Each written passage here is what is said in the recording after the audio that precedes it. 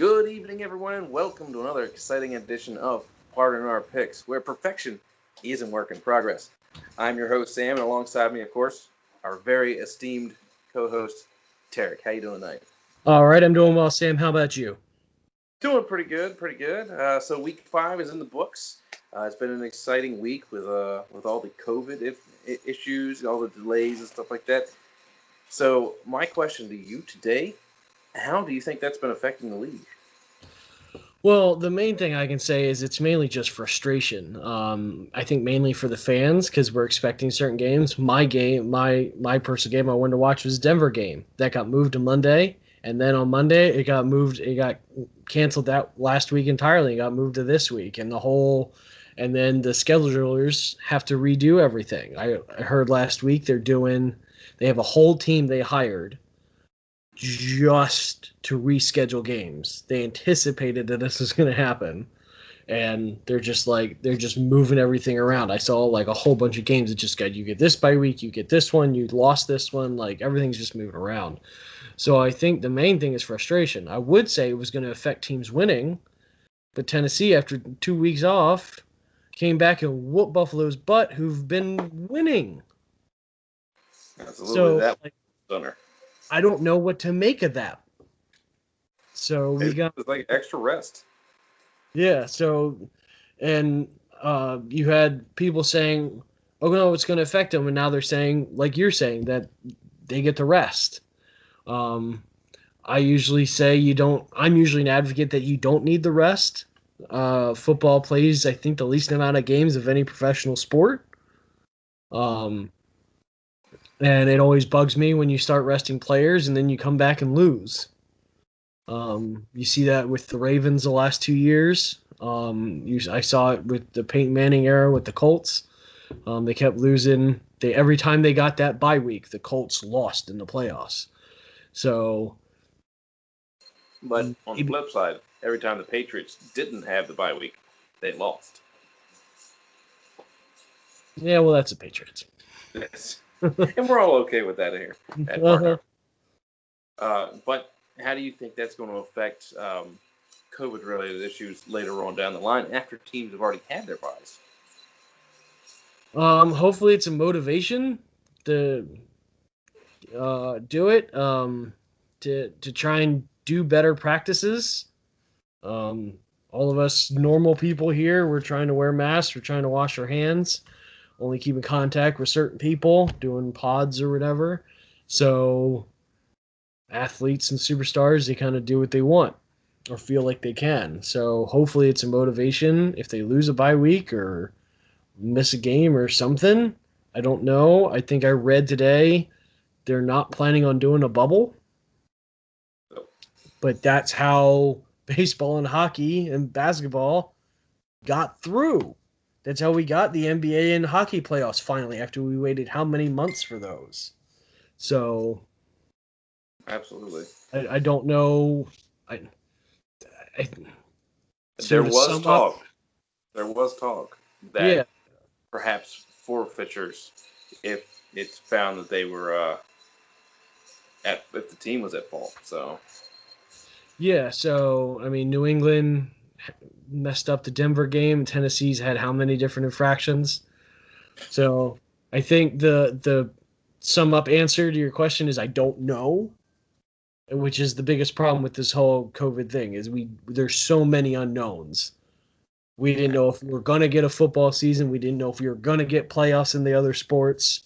Um, I don't know because Tennessee came out of nowhere and still I expected them to. They were barely holding on with Henry, and then they came out like what 42-17. something like that. So Well, from one thing we don't know to one thing we do know. Our picks for the week. By the way, this video is of course brought to you by Morningwood Crafter. Go to morningwoodcrafter.com. They are inspired by design and crafted by hand. Go ahead and look up their work. They've got a lot of good stuff on their website. So, on to what we know. This is how we did this week. So, a 9-5 record for both of us last week. It turned out because the Monday night game. No, sorry, the Tuesday night game. So weird to say.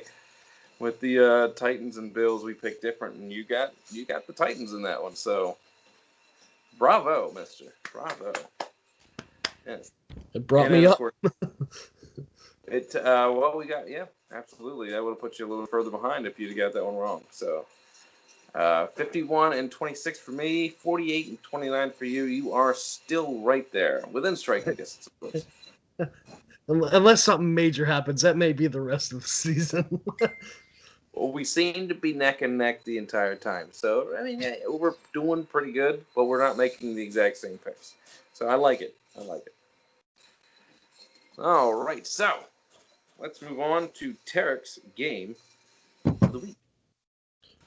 All right. So, one of the better games I saw in this week's matchups. I was wondering, should we go with the low end? Should we go with the high end? Because we got some low end people that might make it an interesting game because they're just not that great, or we got some teams that might actually come through. So the game I picked is Kansas City at Buffalo. We got two of the better teams in the NFL, despite Kansas City did lose finally. But I think this is going to be a very interesting matchup. You got Kansas City, who's just been dominant, the only other main dominant team other than, I think, Baltimore. That even though they're not lossless, they're showing, in my opinion, those two teams are showing stuff across the board. And Buffalo, to me, is one of the best, most improvement teams out there. So this should be a fun game to watch, and I'm going with Kansas City to win it. So both of these teams were 4-0 before the week began last week. Both of them dropped a loss to the Raiders and the Titans, respectively. Of course, we just talked about the Titans. Buffalo, good defense, good offense. They've had to come back in a couple of games. Kansas City has barely trailed in any of their games, except for the most recent one where they obviously lost. Kansas City's got too much firepower. I think Buffalo's going to go 4-2. Kansas City to 5-1. Yep. All right, let's move on to the Baltimore Ravens at the Philadelphia Eagles. Yeah, so I don't think there's much to say on this game. I think it's going to be another one of those games like we had, what was it, 2 weeks ago? I think the Ravens are just going to come out, dominate it. Not really going to be any questions about it. It's just going to be a slaughter here. Baltimore's going to get this. The Baltimore Ravens only lost this year to the Kansas City Chiefs. Tough team to beat by anybody. The Eagles' only win, I believe, was against the Giants this year. So, I mean, one of the few teams worse than they are. Exactly. The entire NFC East is pretty bad this year. So, not a question. Baltimore in a landslide this week. All right, let's move on to the Denver Broncos going up against the New England Patriots. Yep. So I haven't done my research on this game as I should as a Denver fan. Hopefully the rest last week could get like Drew Lock. He was almost in last week. Even if he's back, though, New England still has Bill Belichick, who's that strategic genius, despite how much I hate him. I don't think, like, the records are closer than other teams would be, but I think New England's going to pull away with this one. Denver is getting Drew Lock back. Melvin Gordon, I heard, actually was recently arrested for a DUI. Yes. So that may hinder their ability to run the ball. But Philip Lindsay is also supposed to be back soon. Yeah, he's supposed to be back. Yeah, I saw a couple memes this morning about like pictures of him just smiling, like multi-year contract. So now it's only me because they brought him in to help him out. They brought in Gordon specifically to help take pressure off of Lindsay, and now who knows what's going to happen to Gordon, even if he fines or imprisonment or what, and whether Denver's going to keep him with that. So, well, this could be Lindsay's chance to break out and show that he doesn't need him. Yeah. However, you know how it is with Belichick. You give him 1 week to plan against you, and he's difficult to beat. You give him 2, and he's near impossible to beat. Yeah, exactly. I have New England in this game. So Me too. let's move on to an AFC North clash. These Cleveland Browns at 4-1 against the 4-0 Steelers. Mind you, there are now only 4 teams unbeaten left in the league. Yes, there are. So with this one, surprisingly good grudge match here. The Browns have been a team we haven't seen in our lifetime. The Browns are usually as good as what they're called, the brown stuff.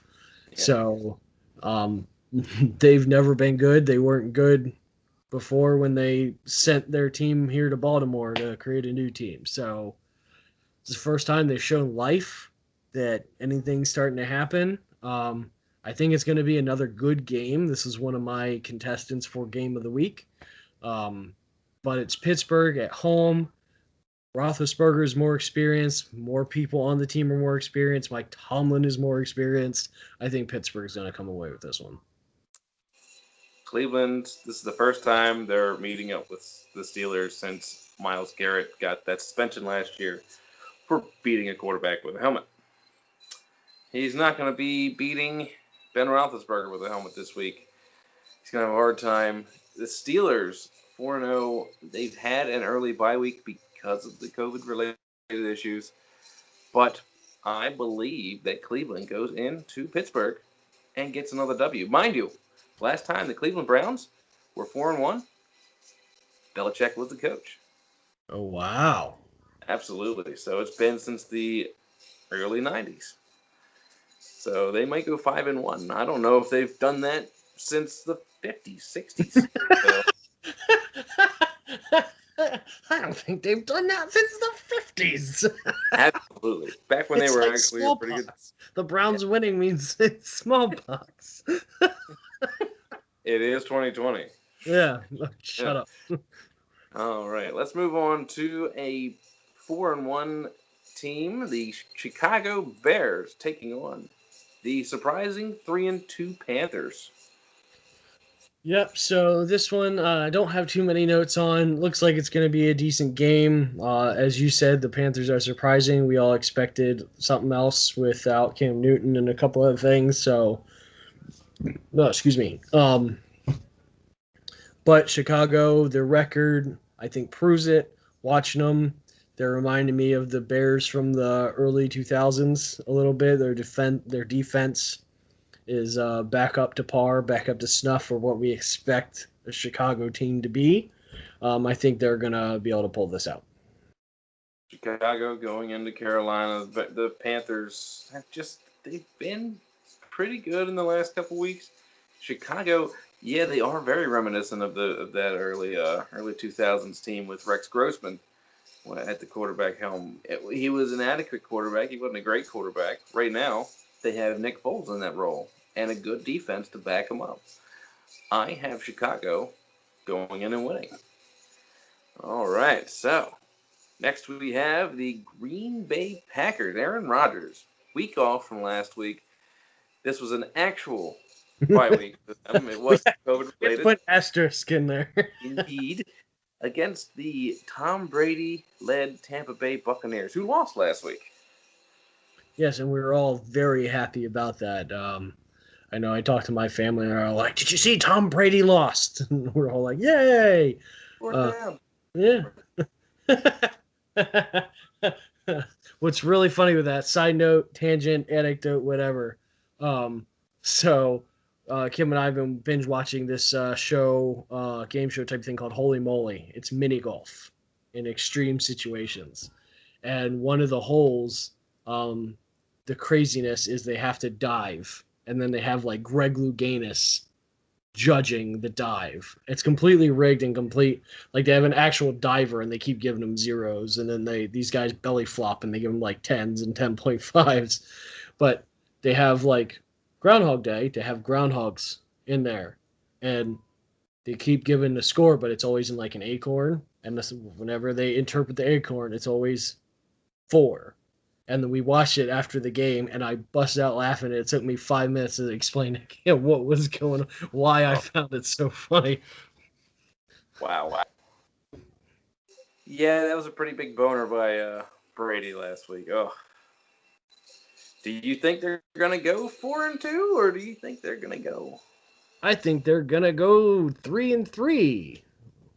I think Green Bay's looking better. Aaron Rodgers, as we've discussed, I think I'm gonna call it the Brett Favre syndrome. They drafted Aaron Rodgers. What did Brett Favre do? Ramped himself back up. Aaron Rodgers is kind of doing the same thing. He's playing better than we've seen in a couple years. I think they got it better than Tom Brady does. I think that the Green Bay Packers are going to win this one as well. I believe Adams is coming back, wide receiver for Green Bay. And I think it's going to be a close game. I think it's going to be a good game, but I believe Green Bay will win this one in the end. All right, let's move on to our quick hitters. All right, let's start with the now 4-0 Titans at home against the Houston 1-4 Texans.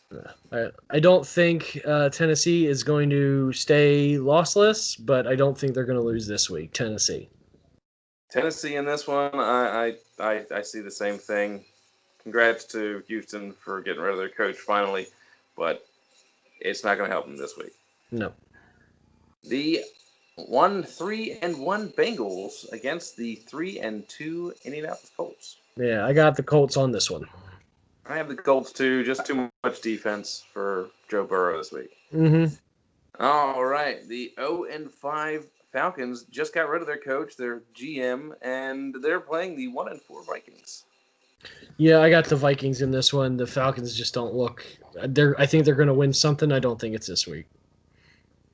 I got the Vikings in this one. The Falcons, they're a dumpster fire. It's terrible. They got a great offense, but no defense. So maybe the change of leadership will help a little bit with that. Yeah, I think it's going to take a couple weeks. Yeah. All right. The one of the other AFC North clashes, the Washington football team at 1-4 against the 0-5 Little Giants. I think this is when the Giants get a win, get a W. Giants are going to win. I have the Giants in this one too, and I also think it's their best chance to get a win. Uh-huh. So they don't really have many other opportunities. All right. We'll go to the 1-3 Lions playing against the 1-4 Jaguars. So I got the Lions in this one.